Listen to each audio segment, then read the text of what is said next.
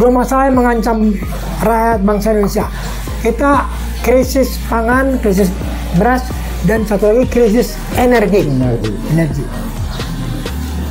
Bayangkan kalau sampai terjadi krisis energi, susah membeli bahan bakar, ekonomi akan lumpuh karena transportasi itu adalah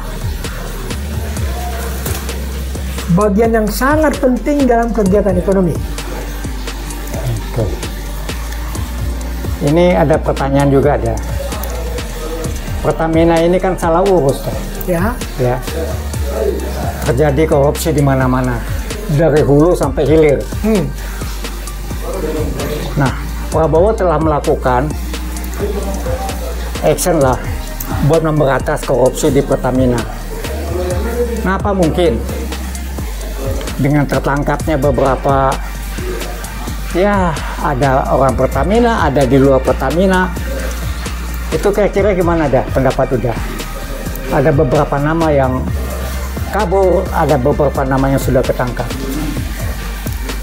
Ya, terima kasih kalau memang itu sudah ada yang tangkap, proses hukum lah, supaya kita harus menunjukkan bahwa Indonesia negara hukum, maka proses hukum harus berjalan sebagaimana mestinya.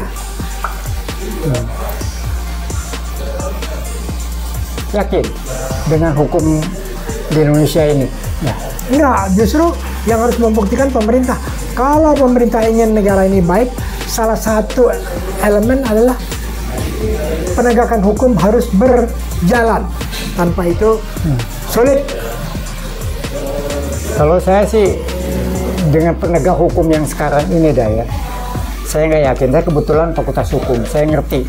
Waduh, bagaimana sepak terjang mereka, ya, sehingga ini rusak negara ini kan karena hukum yang salah arah.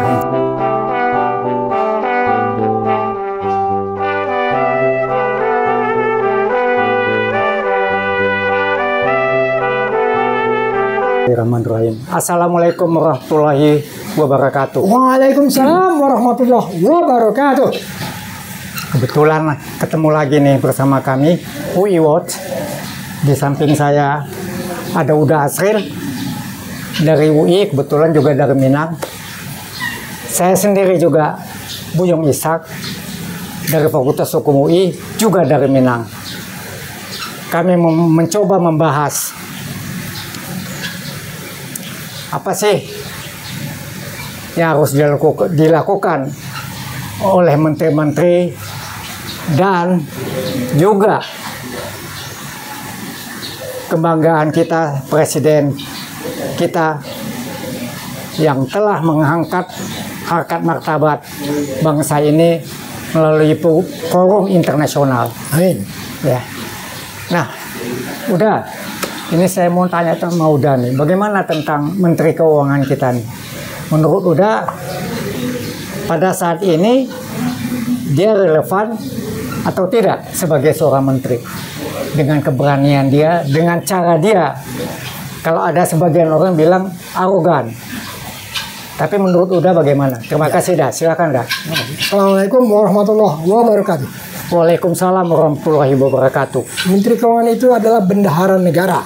Okay. Jadi sebetulnya kalau bendahara itu, kalau memang rada-rada pelit, menurut saya itu wajar di mana-mana di perusahaan-perusahaan ya. Kalau Menteri Keuangan itu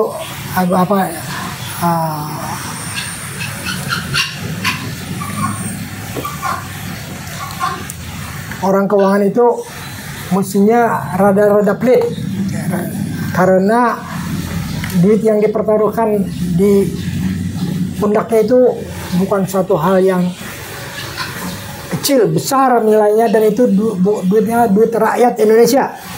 Jadi sejauh ini yang saya lihat adalah Purbaya kelihatannya berani menolak mungkin pembayaran yang nggak jelas. Asal muasalnya, juntrungannya nggak jelas. Itu satu sifat dari yang baik yang harus dimiliki oleh seorang Menteri Keuangan. Saya belum bicara tugas-tugas dia yang lain, ya. Karena tugas dia yang lain tentu masih banyak di depan mata dia yang harus dikerjakan. Ada skala prioritas ya? Iya, harus skala prioritas. Oke. Lanjut Bang. Ya, saya melihat dari waktu ke waktu kabinet itu selalu di Indonesia itu selalu bisa jatuh karena satu atau dua hal. Yang pertama adalah karena masalah beras. Kalau sampai terjadi kelangkaan beras atau tidak terjangkau, rakyat tidak bisa membeli beras, maka akan terjadi rakyat itu akan menggunakan jalur protes melalui DPR, dan DPR bisa memberikan hak bertanya kepada pemerintah, kenapa ini beras kok sampai menghilang, atau kenapa rakyat tidak mampu membeli beras. Nah, ini rakyat tidak mampu membeli beras tentu harus dilihat dulu postur APBN kita.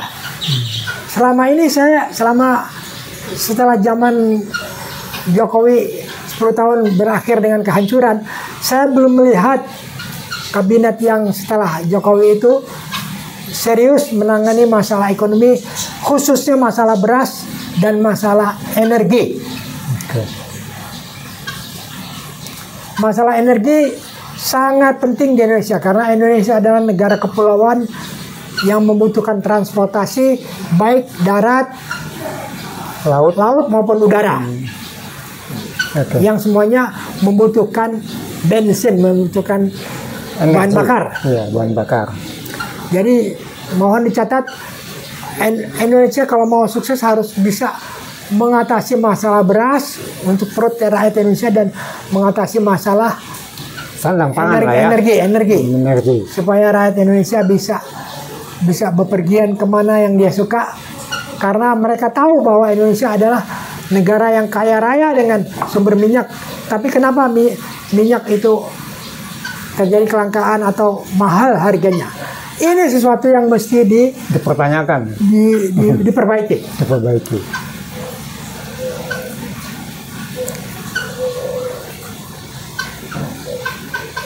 Perbaikinya gimana tuh dah? Ya, diperbaikinya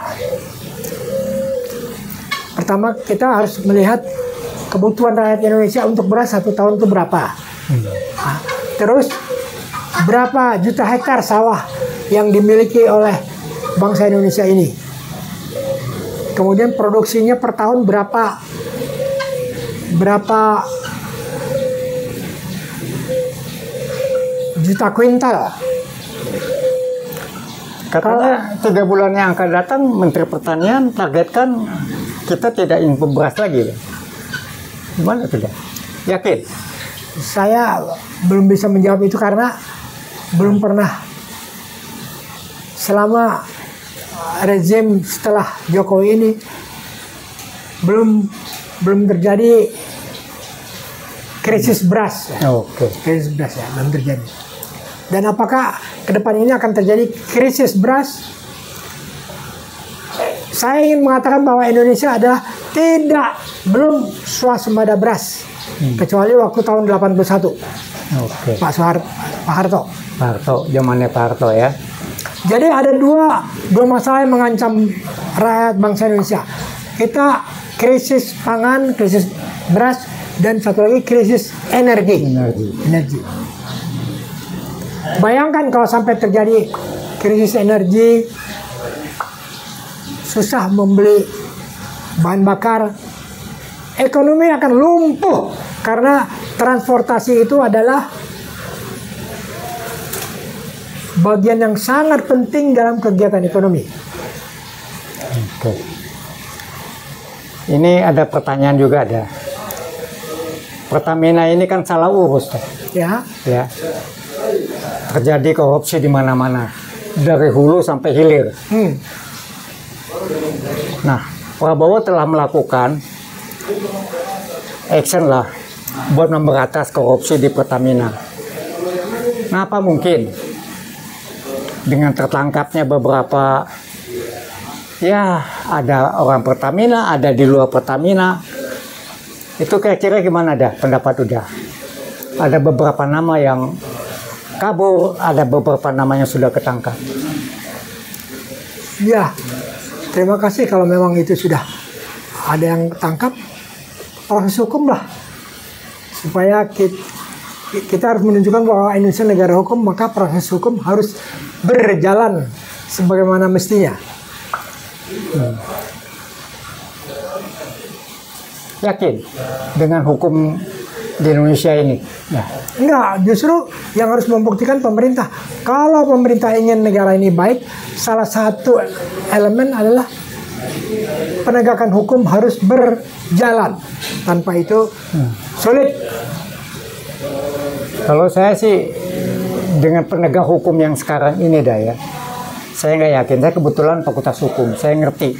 Waduh, bagaimana sepak terjang mereka, ya. Sehingga ini rusak negara ini kan karena hukum yang salah arah nih. Ya. Orangnya kalau hukumnya sih bagus, orangnya Bang. Iya. Bisa bagi hasil katanya. Ngeri kali memang di Republik ini. Kalau penegak hukumnya aja udah nggak benar, bagaimana? Mereka korupsi sampai triliunan, tapi hukumannya ringan, cuma 5 tahun. Seharusnya hukuman mati ya. Ya. Menurut Uda gimana dah? Ya inilah.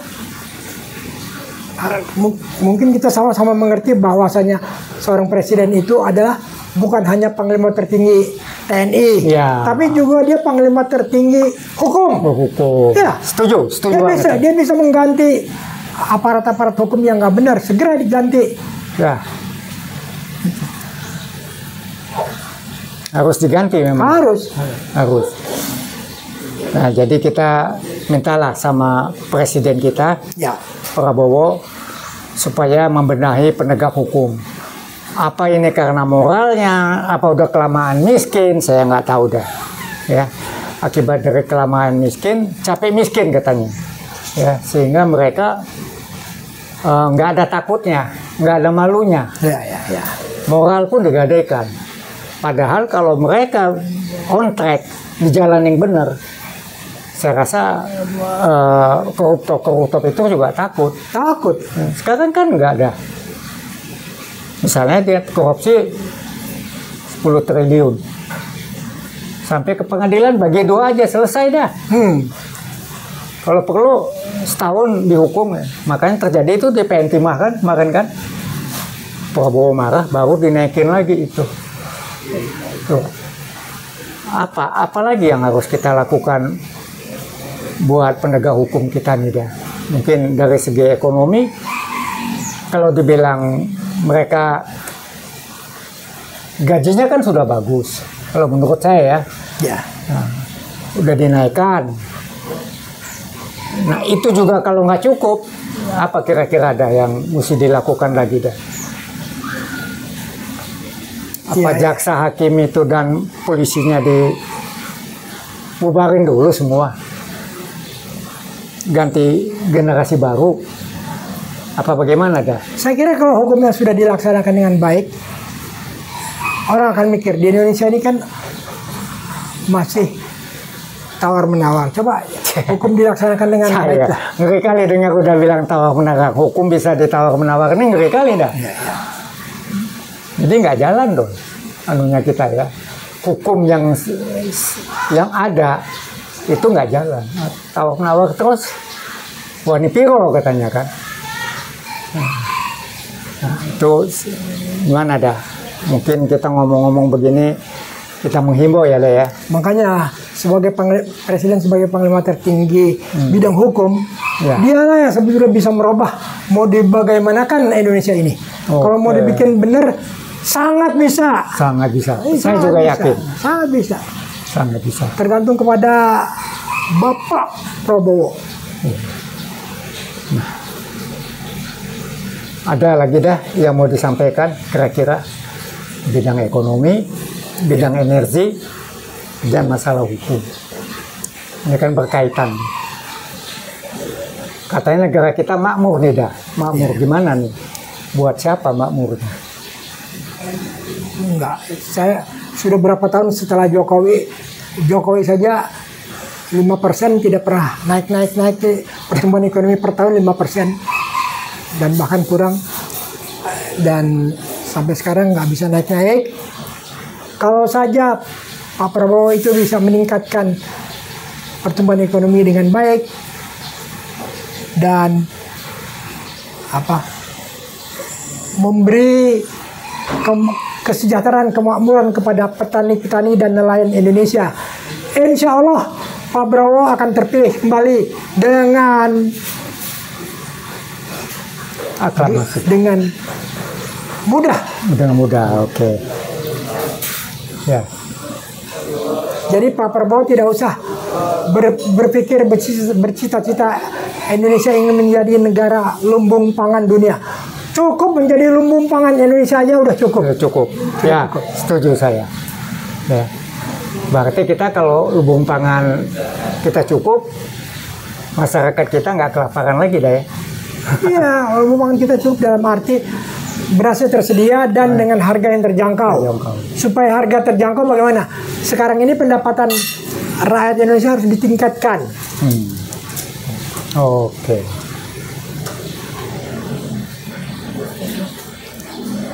Saya rasa terima kasih Dida. Sama-sama. Sudah hadir di UI Watch ya. Mungkin kita bisa lain kali bisa ngobrol-ngobrol lagi. Insya Allah. Ya. Nah, di sini kita ada motonya kita nih dah. Kejujuran, kebenaran, dan keadilan. Ya. Assalamualaikum warahmatullahi wabarakatuh. Waalaikumsalam warahmatullahi wabarakatuh. Kita second dulu.